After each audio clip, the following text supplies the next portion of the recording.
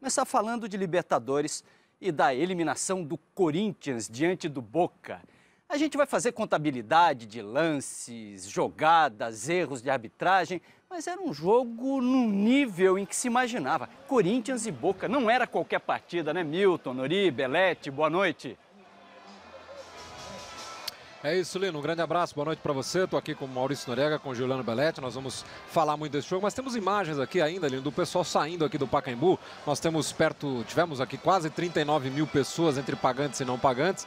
O Corinthians lotou aqui o estádio do Pacaembu e é evidente que essa torcida, que aliás proporcionou um belíssimo espetáculo aqui quando o jogo acabou, cantando o hino, cantando o nome do time, enfim, afinal de contas o Corinthians vem de uma batida aí que não dá para o torcedor reclamar, né?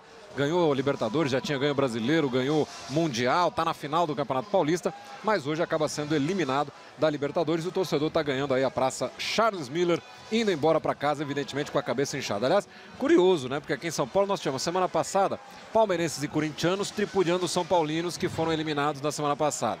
Ontem, os corintianos tripudiaram o Palmeiras, que foi eliminado aqui mesmo no Pacaembu. E hoje todo mundo está tripudiando os corintianos, que foram eliminados aqui. Ou seja, o futebol de São Paulo, que tinha 3 representantes, já não tem mais nenhum na Libertadores.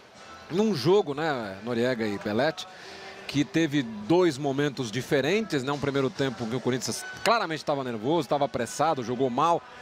E no segundo tempo o time parece que se reencontrou, mas aí o prejuízo já era muito grande. A questão do gol marcado pelo Riquelme trouxe um prejuízo psicológico muito grande. Além do prejuízo técnico da partida, da questão de fazer 3 gols em praticamente um terço da partida que já tinha acabado. Agora, me chamou a atenção pelo fato de o Corinthians não ter conseguido impor o seu ritmo, o seu estilo em cima de um Boca, que é um adversário hoje tecnicamente até mais frágil, bem mais frágil do que o Santos, por exemplo, e o Corinthians conseguiu fazer isso com o Santos. Claro que é outra competição, outra realidade, mas eu acho que o torcedor tem que pensar nisso, tem que agradecer aos jogadores, ao clube pelo que fez, uma temporada fantástica na temporada passada, mas eu tenho muito claro isso, Milton e Belete, o Corinthians de 2013 na Libertadores ficou devendo em relação ao de 2012, não dá nem para comparar. E aí, Belete, onde é que o time vacilou aí? A fome pela conquista, mais ou menos, né? Acho que o Corinthians tecnicamente melhorou seu elenco, mas em jogos decisivos deixou um pouco a desejar, principalmente nesses 2 jogos contra o Boca, claro.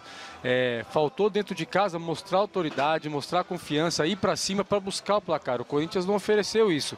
Começou meio nervoso a partida de hoje, o Boca soube ler a partida, fechou, esperou o momento certo para o Riquelme decidir a partida, foi por isso que ele jogou, foi escalado pelo Bianchi para usar inteligência, experiência, e num baita chute que ele acertou, ou cruzamento, a gente nunca vai saber, ele conseguiu colocar o Boca à frente, que a partir daí foi só administrar mesmo.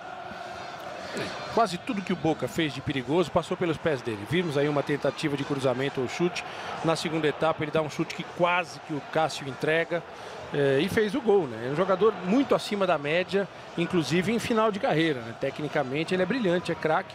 E aí a polêmica do pênalti, que é a certeza do pênalti na repetição, mas a dúvida se o árbitro viu ou não pelo posicionamento do árbitro. E até o Corinthians teve muita posse de bola durante a partida. A gente pode até ver que teve muitos melhores momentos a favor do Corinthians, mas que faltava aquele último passe para consagrar, né? A gente viu agora aí o Romarinho marcando o gol, que ele estava em posição legal. O Bandeira marcou o impedimento, que acho que não é nem impedimento para dúvida, porque realmente está bem um passo atrás, então tem condições de marcar. Só que na dúvida, né, o Bandeirinha, para não complicar ele mesmo, ele acaba marcando impedimento, achando que o prejuízo pode ser menor. Mas para o Corinthians foi muito grande. E aí, o chute do Riquelme, o cruzamento, né, que encobriu o Cássio, que poderia ter sido bloqueado pelo Emerson Sheik, que achou que o cruzamento não pudesse oferecer tanto perigo e acabou em gol. Isso tudo no primeiro tempo, onde o Corinthians não só não jogou bem, mas era um time nervoso, né, apressado, né, queria com 10 minutos de jogo, já queria bater lateral rápido, enfim. O Corinthians estava fazendo tudo aquilo que pregou que não faria, né, nos últimos dias, que era ter essa pressa, essa ansiedade para resolver o jogo, né? É um daqueles sinais clássicos que a gente percebe no atleta quando ele está nervoso. Quer cobrar a falta muito rápido, vai lá, empurra o adversário, começa a reclamar, dá um bico na bola quando é marcada uma infração contrária. E eu acho que isso atrapalhou o time do Corinthians, que é um time muito organizado taticamente e muito consciente da sua capacidade. E aí nós já estamos vendo o segundo tempo, né, com o Pato e com o Edenilson no time, nos lugares do Alessandro e do Romarinho, e o Corinthians ali deu uma blitz de 10 minutos que dava a impressão que viraria o jogo antes da metade, né? Melhorou o time, né? Parece que entrou com um novo ânimo. O Paulinho muito bem marcado na partida, não conseguiu armar muito as jogadas, conseguiu aí na hora desse cruzamento do Emerson Sheik se livrar da marcação, conseguiu marcar o gol que poderia dar um novo ânimo para o Corinthians, mas o Boca, com a sua experiência, soube baixar o ritmo da partida. O Corinthians não conseguiu, depois desse gol, continuar pressionando o Boca e tomou conta da partida de novo, né? No sentido, tomou conta de controlar a marcação. Era um time que não tinha muito ataque, mas soube ler a partida e soube controlar. O Pato, que entrou mais pelo lado, achei que poderia entrar mais pelo meio para aproveitar a qualidade, a velocidade que ele tem, e acabou não produzindo muito em função disso. O próprio Guerreiro, que nós vimos ali perdendo uma oportunidade, foi um jogador que não rendeu tão bem nessa Libertadores como se esperava. Esse é o lance do chute do Riquelme, que o Cássio deu aquela clássica batida de roupa ali, e no rebote, para a sorte do Corinthians, a bola não entrou. Mas foi um segundo tempo bem melhor do Corinthians em relação à primeira etapa. E tem alguns lances que são chaves, né? O Paulinho teve a chance de fazer o gol de peito e teve esse lance do Pato, né? Que talvez se tivesse saído o gol ali, ainda teria ali 10 minutos pela frente, quer dizer, o Corinthians ainda poderia dar um sufoco no final e tal, mas o gol que o Pato perdeu, além dessa questão do gol anulado aí, que o árbitro marcou a falta em cima do goleiro, né? E foi falta? Acharam que foi falta? Ali teve um monte de falta, né? Ele escolheu uma, né? Ele escolheu uma para marcar. Claro que o goleiro é muito protegido pela regra, né? Ficou muito evidente ali. Paulinho deu uma deslocada ali. Esse lance do Pato é incrível, né? Daqueles que entram para os anais aí dos gols do Inacreditável Futebol Clube. E uma coisa, né, Belete, que eu chamei a atenção com o Noriega quando os times estavam saindo, é que o fato do Corinthians não ter jogado para cima da arbitragem. Porque seria fácil agora sair falando ali, não, mas não deu pênalti, não deu impedimento, o gol lá do Paulinho não precisava ser anulado, enfim. O Corinthians reconheceu que jogou mal, reconheceu que o jogo, sobretudo de Buenos Aires, trouxe uma diferença grande para cá. E dizendo, ó, o juiz erra, nós erramos, todo mundo erra, enfim, não quis jogar a responsabilidade para outro, né? Achei isso importante. Isso em função do que o Tite passa para os seus jogadores, né? Em outras partidas a gente via o Tite muito a favor do fair play, né? Da jogada, do árbitro, deixar tudo mais tranquilo, e os jogadores reconheceram que não jogaram bem. Mais do que valorizar a partida do Boca, realmente o Corinthians não mostrou seu futebol, que em 2012 foi muito diferente. Aquela vontade, aquela ânsia pelo título não foi mostrada esse ano. Vamos ver então esses lances que certamente o torcedor vai reclamar muito, esses lances de... Você quer falar, Lino? Não, eu queria só fazer uma observação sobre esse segundo... os lances duvidosos a gente está vendo agora. Realmente, um lance desse pode mudar completamente uma partida. Não tem como você não botar alguma coisa na conta da arbitragem também. Um pênalti, um gol anulado, um lance decisivo, num jogo equilibrado como esse, isso tudo faz diferença. Mas acho que serviu de consolo também para o torcedor e para o time do Corinthians o fato de o Corinthians ter jogado no segundo tempo. Pelo menos jogou, tentou, perdeu o gol foi anulado. Teve um pouco mais de presença de jogo, foi um pouco mais Corinthians do que o Corinthians do primeiro tempo, um pouco mais apático, né? Nós estamos vendo os 3 lances aí que poderiam suscitar dúvida, que foi a mão do jogador do Boca cometendo o pênalti, o impedimento do Romarinho e esse lance do Paulinho ali que ficou meio confuso, foi falta, não foi? Na verdade quem marcou foi o Bandeirinha, né? Não foi nem o juiz que marcou essa falta do Paulinho.